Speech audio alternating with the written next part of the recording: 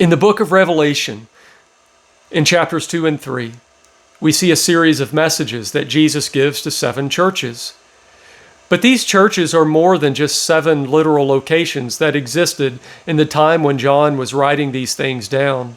No, they represent 7 different periods that would occur in the history of the church leading up to Jesus' return. When we look at history, comparing that with the details of the messages given to the churches, we find that the first 6 periods have all been fulfilled. That brings us to the 7th church, the church of Laodicea. That means we are living in this period now. Jesus gives a solemn warning to this church. He says that they say of themselves, "We are rich, increased in goods, and have need of nothing."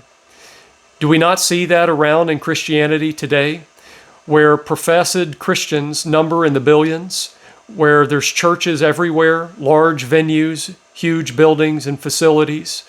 We see Bibles all over the world and Bible tools that allow us to search the scriptures with greater ease than ever before. And we certainly can see where there would be a group of people that say they have increased in goods and have all these things and need nothing. They need no more truth. They need no change in their doctrine. They need no repentance. So they say. But Jesus says of this church age that it is filled with people who are wretched, miserable, poor, blind, and naked. This is a hard word, and these are not my words. This is what Jesus says. And it reminds me of when Jesus was sitting before his disciples at the Last Supper, and he says that one will betray him. The disciples didn't all look at Judas, but they looked around questioning, "Lord, is it I?" When we hear these things and read them for ourselves in Revelation, do we dismiss them and say, "Oh, that's got to be for somebody else"? Or do we question and say, "Lord, is it I?"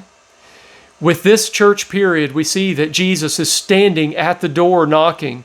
The time of his return is at hand. He's right here. And he would have his people question and say, "Lord, is it I?"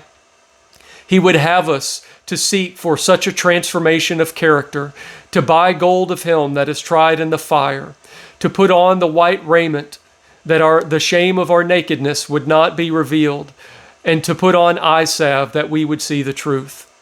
Brother and sisters, let us seek the Lord, questioning, "Is it I?" when we see these things, and if so, ask that he would deliver us from all deception.